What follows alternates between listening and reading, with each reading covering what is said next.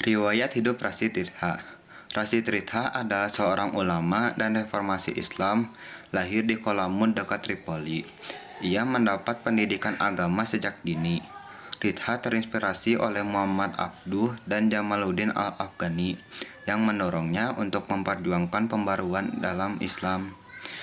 Pada tahun 1898, ia mendirikan majalah yang berjudul Al-Manar di Kairo untuk menyebarkan ide-ide reformasi, terutama tentang pembaruan pemikiran Islam dan pendidikan. Ridha menekankan pentingnya kembali kepada ajaran murni Al-Quran dan hadis. Sambil menerima ilmu pengetahuan modern, ia juga mendukung pan-Islamisme dan kemerdekaan dunia Arab dari penjajahan Barat. Rashid Ridha meninggal pada tanggal 22 Agustus 1935 di Kairo. Ia dikenang sebagai salah satu pemikir besar yang menjabatani tradisi Islam dan modernitas. Muhammad Rashid Ridha lahir di desa Al-Qalamun, Lebanon dekat Tripoli, Syria pada tanggal 23 September 1865 Masehi. Nama lengkapnya adalah Muhammad Rashid Ridha bin Ali Ridha bin Samsuddin bin Bahauddin Al-Qalmuni Al-Husaini. Dia lahir dan dibesarkan di lingkungan keluarga terhormat dan taat beragama. Sebuah sumber menyebut Rashid Ridha masih memiliki pertalian darah dengan Husain bin Ali bin Abi Thalib, cucu Rasulullah SAW. Selanjutnya saya akan menjelaskan riwayat pendidikan dari Rashid Ridha. Yang pertama, riwayat pendidikan Rashid Ridha bermula di rumah atau Al-Qalamun. Yang kedua, Madrasah Ar-Rasyidiyah pada tahun 1878. Kemudian yang ketiga, Madrasah Al-Wataniyah Tripoli 1878 sampai 1884. Kemudian yang empat, studi mandiri dan interaksi dengan ulama setempat pada tahun 1884 mencapai 1897. Kemudian yang kelima, berlanjut hijrah ke Mesir pada tahun 1897 untuk menimba ilmu dari Muhammad Abduh. Semasa kecilnya, Rashid Ridha dimasukkan oleh orang tuanya ke madrasah tradisional di desanya Al-Qalamun untuk belajar membaca Al-Quran, belajar menulis, dan berhitung. Setelah menyelesaikan belajar membaca tulisnya, Rashid Ridha masuk ke Madrasah Ar-Rasyidiyah, sekolah milik pemerintah di Tripoli, untuk belajar ilmu bumi, ilmu berhitung, ilmu bahasa seperti nahwu dan shorof atau ilmu tata bahasa Arab, dan ilmu-ilmu agama seperti akidah dan ibadah. Ketika berusia 18 tahun, Rashid Ridha kembali melanjutkan studinya di Madrasah Al-Wataniyah Al-Islamiyah, sebuah sekolah modern yang didirikan Syekh Al-Jisr, seorang alim ulama yang gagasan dan pemikiran keagamaannya telah banyak dipengaruhi oleh ide-ide modernisme. Syekh Husain Al-Jisr yang menganut tarekat Sajiliyah itulah Rashid Ridha mulai mengenal dunia tarekat atau tasawuf. Namun Rashid Ridha akhirnya justru kritis terhadap dunia tasawuf yang dianggap berlebihan dalam beribadah, bahkan berbau bid'ah. Tetapi sayang, Rashid Ridha tidak lama belajar di sekolah ini karena sekolah tersebut terpaksa ditutup setelah mendapat hambatan politik dari pemerintah Turki Utsmani. Selain menekuni pelajaran di sekolah tempat ia menimba ilmu, Rashid Ridha juga rajin mengikuti berbagai perkembangan dunia Islam melalui surat kabar Al-Urwa Al-Wusqa, sebuah surat kabar berbahasa Arab yang dikelola Jamaluddin Al-Afghani dan Muhammad Abduh selama masa pengasingan mereka di Paris, Prancis. Melalui surat kabar inilah Rashid Ridha mengenal gagasan kedua tokoh pembaharu yang sangat dikaguminya tersebut, yakni Jamaluddin Al-Afghani, seorang tokoh pembaharu dari Afghanistan, dan Muhammad Abduh, seorang pembaharu dari Mesir. Keinginan untuk bertemu dengan Al-Afghani ternyata belum tercapai karena tokoh ini lebih dulu meninggal dunia di Turki Utsmani. Namun ketika Muhammad Abduh dibuang ke Beirut, Lebanon tahun 1882 Masehi, Rashid Ridho berkesempatan berdialog serta saling bertukar ide dengan Muhammad Abduh. Pertemuan dan dialog dengan Muhammad Abduh semakin menumbuhkan semangat juang dalam dirinya untuk melepaskan umat Islam dari belenggu keterbelakangan dan kebodohannya. Rashid Ridho pula terkenal dengan 3 agenda pembaharuannya, yang meliputi bidang agama, bidang pendidikan, bahkan hingga bidang politik. Dalam bidang agama, beliau membahas mengenai khurafat, tahayul, bid'ah, jumud, bahkan hingga tahlid. Lalu untuk bidang pendidikan, ia menekankan bahwa kemajuan ilmu pengetahuan dan juga teknologi harus dikuasai umat muslim dan mengacu pada peradaban barat modern pada saat itu. Lalu untuk bidang politik, ia menekankan pada ukhuwah Islamiyah atau persatuan antara umat Islam yang harus terbentuk kala itu.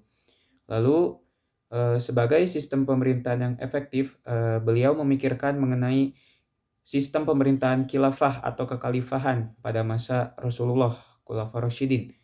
Lalu Al-Jami'ah Al-Islamiyah yang artinya persatuan umat Islam di bawah naungan sang khalifah. Pikiran Rashid Ridho di bidang agama. Bagaimana sejatinya ide pembaruan Rashid Ridho di bidang agama? Rashid Ridho berpendapat bahwa umat Islam lemah karena tidak lagi mengamalkan ajaran-ajaran Islam yang murni seperti yang dipraktikkan oleh Rasulullah SAW dan para sahabat, melainkan ajaran-ajaran yang menyimpang dan lebih banyak bercampur dengan bid'ah dan khurafat. Beliau menegaskan jika umat Islam ingin maju, mereka harus kembali berpegang kepada Al-Quran dan As-Sunnah. Pemikiran pembaharuan Rashid Ridho dalam bidang keagamaan ini bisa dikatakan sama pemikiran dengan Muhammad Abduh. Umat Islam mengalami kemunduran karena tidak menganut ajaran-ajaran Islam sebenarnya. Hal ini dikarenakan banyak faham yang tidak sesuai masuk ke dalam tubuh Islam seperti praktek khurafat, tahayul, bid'ah, jumud, dan taklid. Menurut Rashid Ridho, di antara bid'ah-bid'ah itu adalah berupa praktek ajaran kekuatan batin yang itu diyakini membuat pemiliknya dapat memperoleh segala apa yang dikehendakinya. Bid'ah lain yang ditentang keras Rashid Ridho adalah ajaran syekh-syekh tarekat tentang tidak pentingnya hidup duniawi, tentang tawakal, dan tentang pujaan dan kepatuhan berlebih-lebihan pada syekh dan wali. Menurut Rashid Ridho, umat harus dibawa kembali kepada ajaran Islam yang sebenarnya, yaitu ajaran yang murni dan terhindar dari segala unsur bid'ah yang merongrong ajaran tauhid. Murni dari segala bid'ah. Islam murni itu sederhana sekali, sederhana dalam ibadat dan sederhana dalam muamalatnya. Yang meruwetkan ajaran Islam adalah justru sunnah-sunnah yang ditambahkan hingga mengaburkan antara wajib dan sunnah. Bagi Rashid Ridho, ijtihad diperlukan hanya untuk persoalan hidup kemasyarakatan. Ayat dan hadis yang mengandung arti tegas tidak diperlukan ijtihad dengan menambahi amalan-amalan baru yang tidak pernah dicontohkan oleh Rasulullah SAW.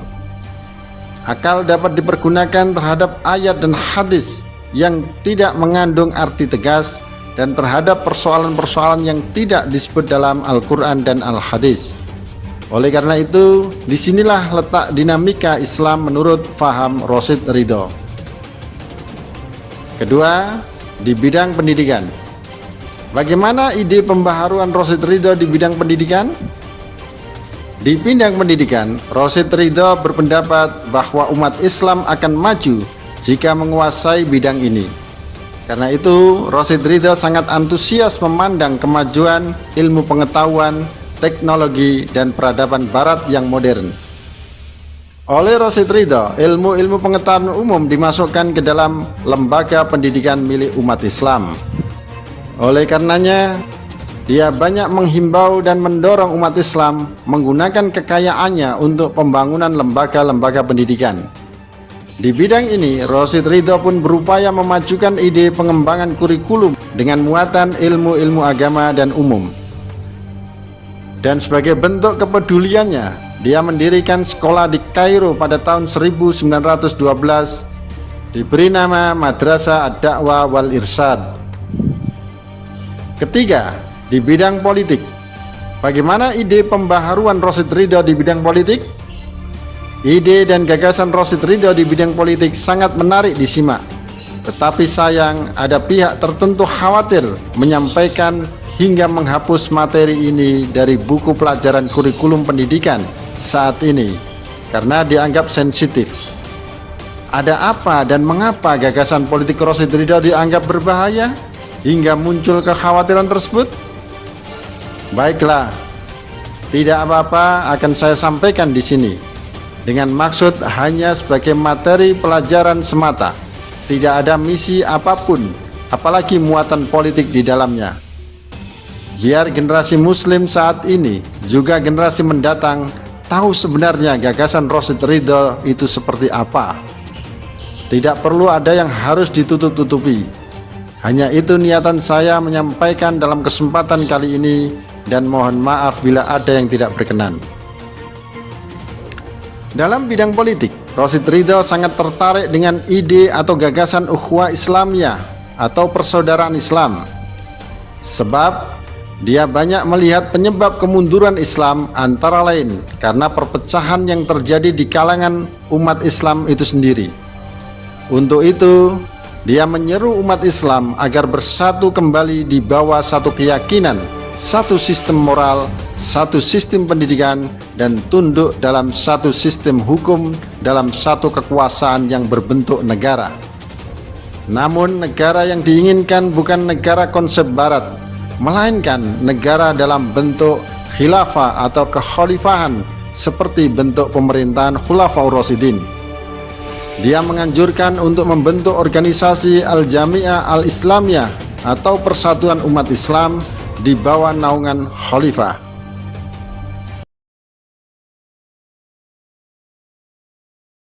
Selanjutnya kita akan membahas mengenai sifat teladan dari tokoh Rasyid Ridho.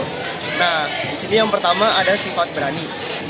Mengapa berani? Karena ia berani untuk mempublikasikan karya-karyanya bersama gurunya Muhammad Abduh untuk mengkritik kebanyakan dan kebijakan pemerintah, yang dimana kebijakan pemerintah pada zaman itu adalah zolim dan juga sudah kurang baik dan sudah dicampur urusan oleh negara-negara barat, sehingga Rasyid Ridho ingin agar negara-negara Islam dan juga saudara-saudara Islam dapat bersatu dan juga melawan negara barat.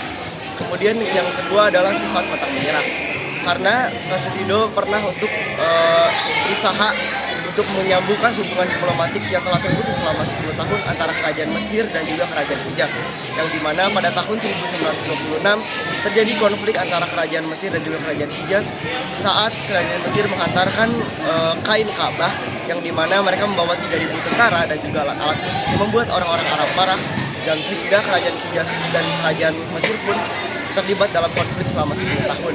Rasyid Ridho ini berhasil untuk membuka diplomatik antara mereka dengan berbicara kepada pemimpin-pemimpin mereka.